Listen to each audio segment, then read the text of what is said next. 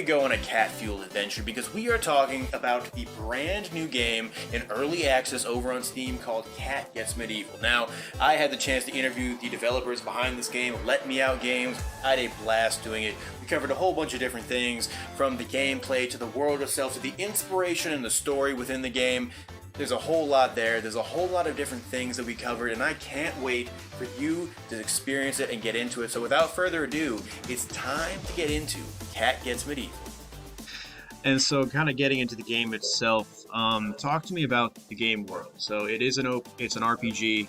How large is the world you're going to be exploring? Talk to me about the different regions, how they'll impact players, and just kind of how in-depth you kind of got with that process itself, whether, day and night cycles, whatever it may be. Sure. So our game is a lot bigger than we originally imagined it to be.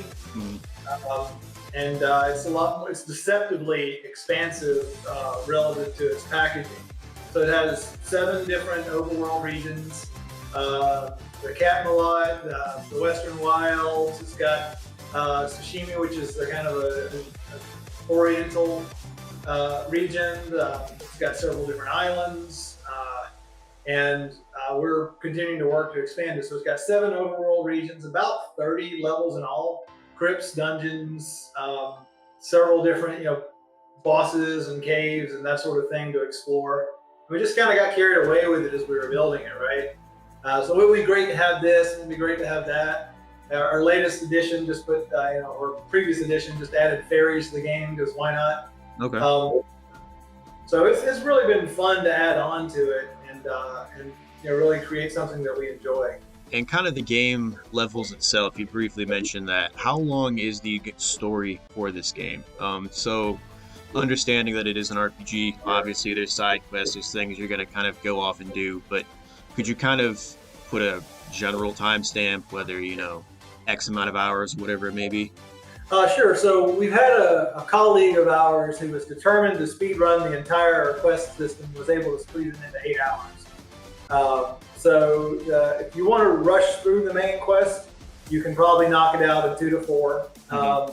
But the game's really not built to speed run. It's built to explore. There's all these little Easter eggs and tricks to things to find in the game. You just piddle around. And again, we made this game for our family and our kids to enjoy, and they really like to piddle around and see what things will do if I knock this off the table or whatever. So there are hours and hours of fun to be had, and we're working right now to expand and add a couple of new regions. To do the side quest, you kind of build your character. It gives it a kind of its own personality and uniqueness about it, because each of the cats have their own unique powers. Mm. So that part really makes it fun when you go off and you're finding all the different powers and playing that. Yeah, so we really wanted to make it replayable. So when you start with a cat, it's really its own save. The cat has their own powers. They all go in the same dungeons, but they discover different items that can lead to different events in the game. The angel has this dance party power where you can make other NPCs dance in the game, and all of them have these little tricks that they can do. So we really wanted to add some replayability into it. Okay, and that actually leads into another question I had further down, to be honest, where we talked about the different, the skills tree within the game, and also the different abilities that each, main protagonist character cat has. So could you kind of briefly go through how you're going to rank of your character, and then also the different skills that each cat has? Sure. So our cats are elementally aligned. Mm-hmm. Blaze is firepower, and Stormy is electrical, and Winter for ice. That's right. So each of those pick up and advance their powers as they go into the different crypts and gain those items. And of course, some of them have more ranged capabilities, and others. Tiger is a brawler, so lots of different options. And this one's kind of the model for Tiger right here. Angel is that character is a good character for kind of support. Has healing. He can heal. The cat can heal itself and the party.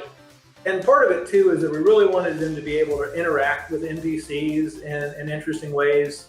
So the players, because we wanted this to be family friendly, players can't hurt them, they can't kill them anyway.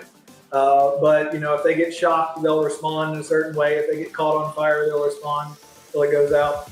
Okay. So really just wanted to make it's kind of a fun experience with the different powers that the cats have. The skill tree advancement, there are really two different economies in the game. You gain XP as you complete tasks and quests, and you can find candy, which is the currency in the world. The XP lets you level up your character. You can advance your character's armor or their melee power or their overall magical use.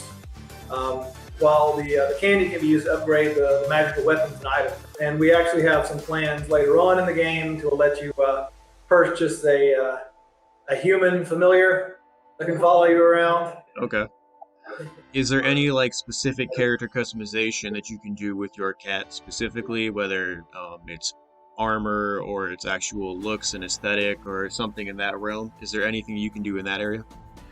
Well, so we kind of tried to simplify it, and basically the individual cat is the aesthetic, but it is being able to pick different furs and that sort of thing would be a good add-on later on. Right now, the equipment the cat gets, basically you can get hats for the cat and different collars and items that the cat can wear, and each of those have their own special abilities, like certain hats can give you double jump. Our Easter extravaganza we just released, you find all the Easter eggs, you get the Easter bunny ears, and you get a triple jump with that. It's for a limited time. Okay. So neat little things that you can find throughout the world. Right now it's just the hats, the items like that kind of make it a bit more fun. And it's really tied to the story too. Like if you complete all the Thieves Guild quests, you can get the Thieves Mask. The Pirate Islands have the pirate hat hidden in it. So it's just thematic. And actually that leads into the next question where we talk about the story itself. Can you kind of break down exactly what the story is for this game? And being that it has side quests and it has all these different NPCs you interact with, completing the side quests and moving forward in that area, does that change your story? Do you have different endings? Well, I mean, the basic idea of our game is the cats have control over the world and the people don't know it. And they're trying to save the kingdom for the king by going off and getting all the gems and completing that task. We don't have not necessarily different outcomes yet. I mean, we're still exploring that. So we could, it's a possibility. We always make changes a lot. So, and we still have one more region to add. So that could add to the main quest.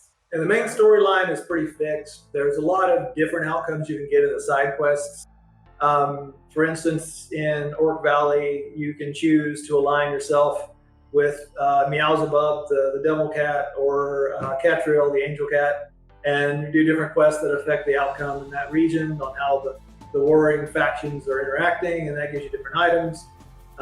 So we really wanted to try to create that kind of interest without it being too much of a burden on the character, right?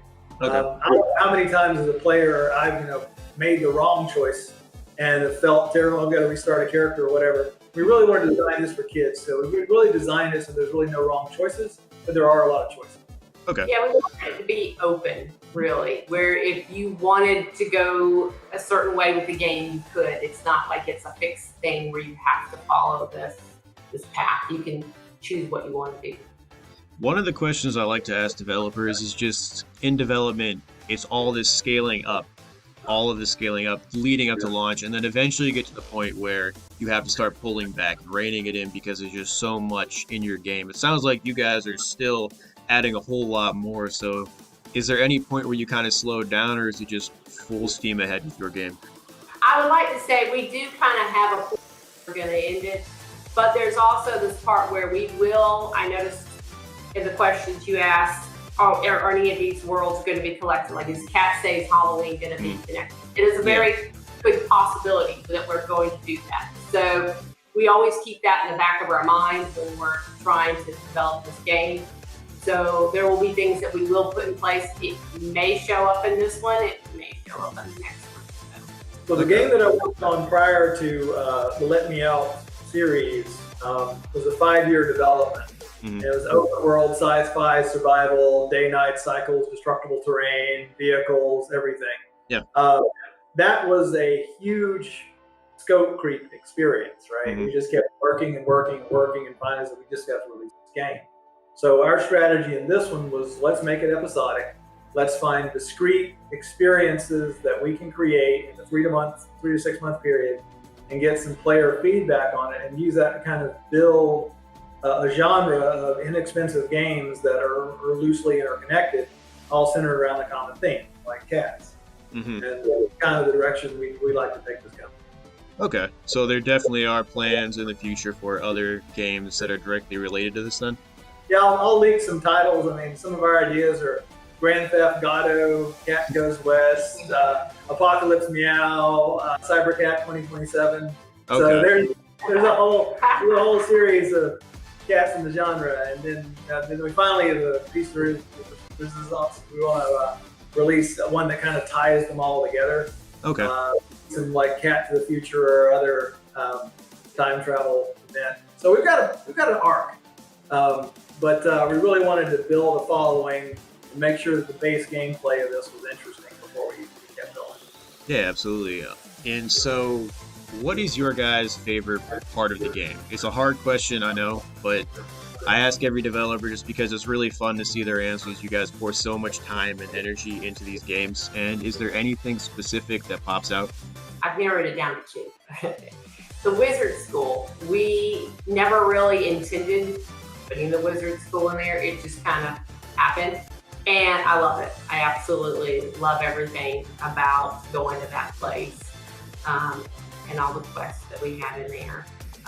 My other part was the West Wild. It's the first map we actually started working on, and it's huge, and there's just so much that you can do on that map.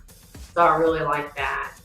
And then I'm probably going to steal yours, but I also really love it, which is the Thieves Guild. I love that side quest because it has that little bit of mystery that you and me both talked about that I like. For me, as a developer, I mean, I spent a lot of time putting in my Easter eggs and my jump scares and all the little things that people didn't expect. So we're gonna watch someone's Twitch stream for the first time when they run into a mimic, or where they get surprised by the ending of one of the quests, or they find that little Easter egg that I stuffed up this chimney in a cave somewhere. I was like, that's awesome, because they're having a great time. They're wandering off to some corner of the map, not expecting the dev to have thought to put something there, and when they find something, it's a reward for both of them.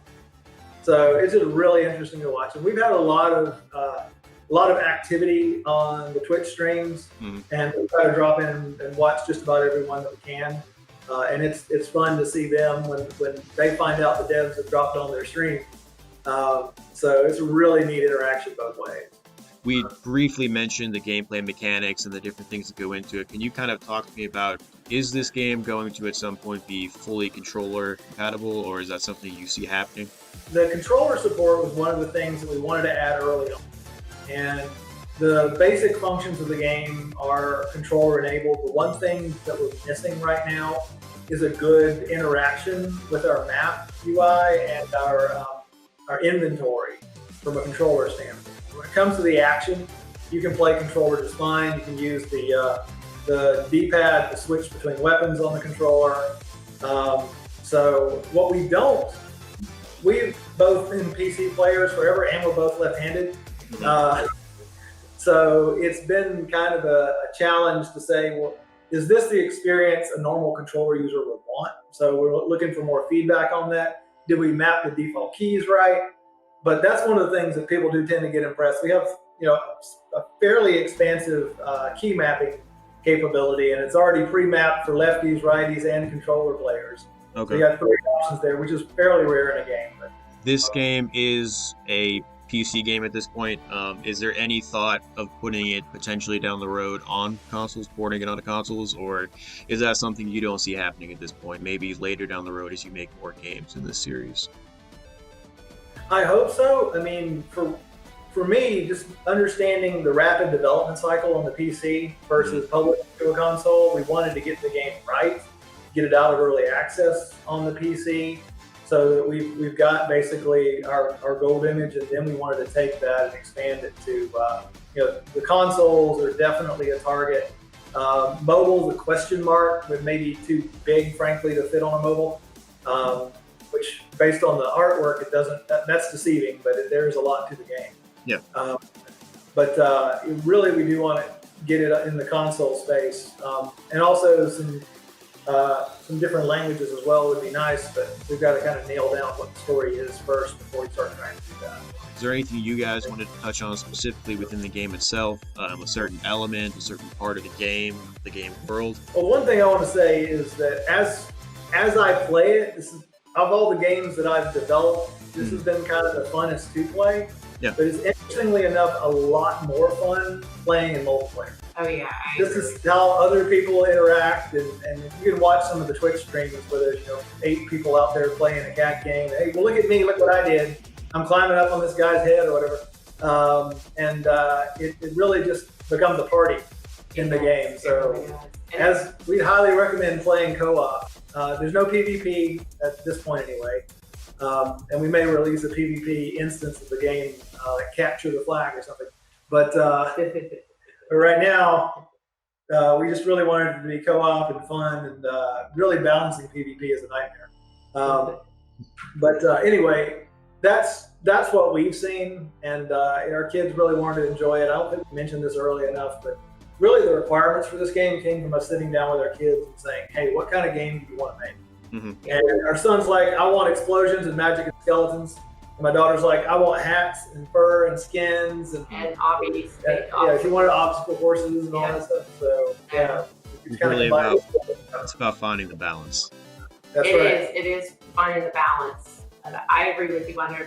I love the multiplayer. It's just a good social way of playing. Plus, our game fits it because you can pick all these different characters and you can go out there and just, The game is in early access. Do you guys have a window narrowed down at this point for a release, or is that something you're kind of holding off on until a later point? We're looking at summertime to fully release it.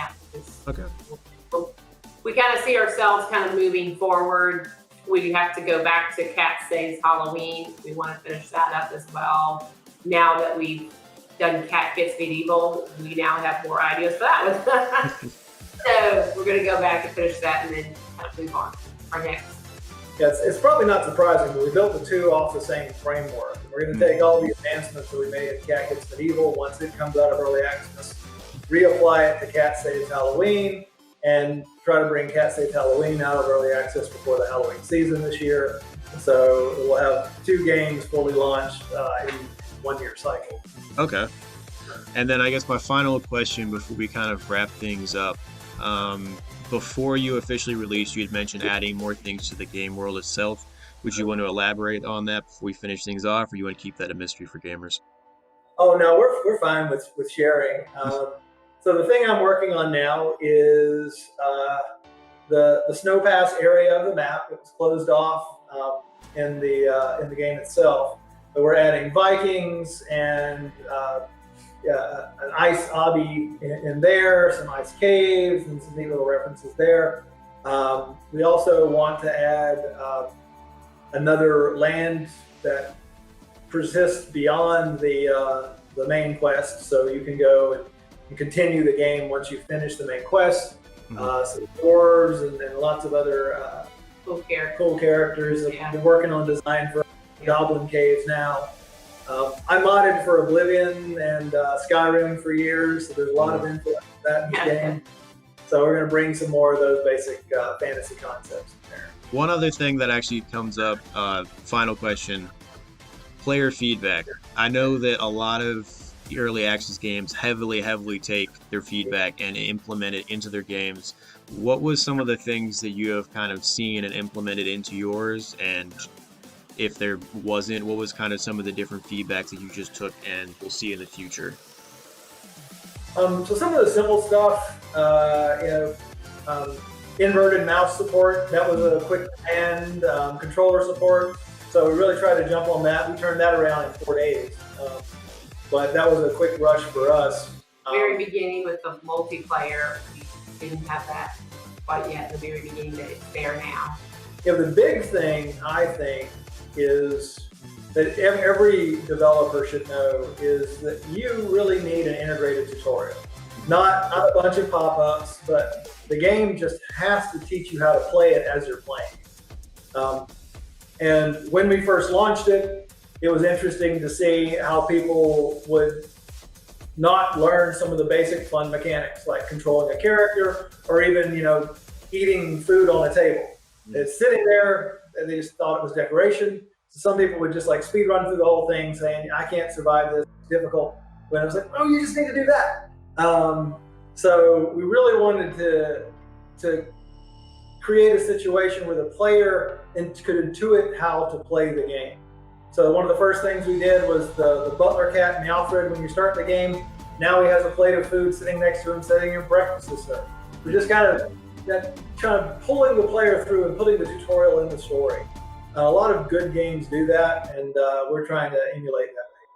Now, as I said, Cat Gets Medieval is available over on Steam in early access, and their other title, Cat Saves Halloween, I also have linked below because let's be honest, cats and Halloween are the perfect combination, and we would be remiss if we did not get to play that game. So, all those links are below. Show some love to LetMeowt Games. I had a blast doing this interview. I had a blast looking into this game and playing this game. So until next time, like, comment, and subscribe for more indie-driven adventures, for more gameplay videos, for more discussions about the gaming world itself, because they're never gonna stop. Until next time, however, I am Nick Lehner. This is The Side Quest. I will see you next time. Take it easy. Well, this is what? You gotta finish your sentence. Over. That's it. My sentence is over. Your sentence is what?